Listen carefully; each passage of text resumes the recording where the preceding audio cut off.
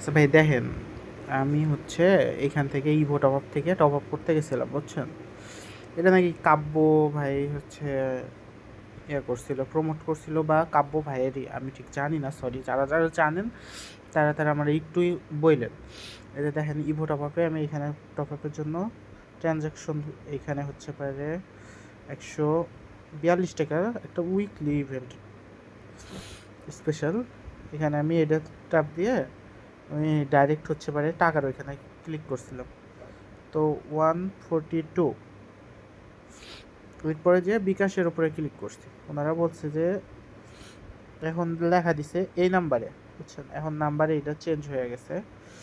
তো এটা চেঞ্জ হয়ে যাওয়ার পরবর্তীতে তার আগে দেখেন, সরি,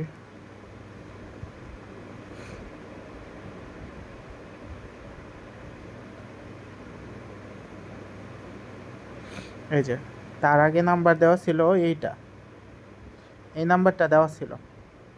এখন এই নাম্বারে টাকা আমি পাঠাইছি কি পাঠাই নাই এটাও তো আরেকটা কথা, তাই না? তো এরপর আমরা বিকাশে যাই। আচ্ছা, বিকাশে দেখেন এই যে 01603768087, সেম নাম্বার 01603768087। দেখেন এই নাম্বারে টাকা গেছে। এটা দিছি হচ্ছে 7:55-তে সন্ধ্যাতে। এটা হলো 11 তারিখ 10/2025 সাল। ভাই স্ক্যাম করতেছে কি কি করতেছে এটা আমার জানার দরকার নাই ভাই।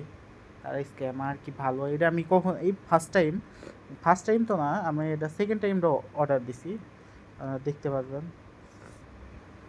সেকেন্ড টাইম অর্ডার দিছি আপনার হচ্ছে মাই অর্ডারের উপর ক্লিক করলে। এর আগে আমি একটা উইকলি নিয়েছিলাম, মানে চেক করার জন্য যে এখানে হচ্ছে কেমন সার্ভিস দেয়।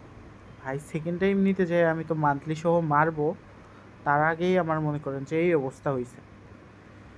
এখন দেখেন আপনার হচ্ছে এটা আমি ট্রানজাকশন কোড বসাইছি, কালকে আমার হয়ই নাই, এখন বলতেছে যে এই নাম্বারে করতে, সরি কই, এই নাম্বারে পাঠাইতে। দেখেন 142 অ্যামাউন্ট বসাইছি, বিকাশ বসাইছি, ট্রানজাকশন কোড বসাইছি,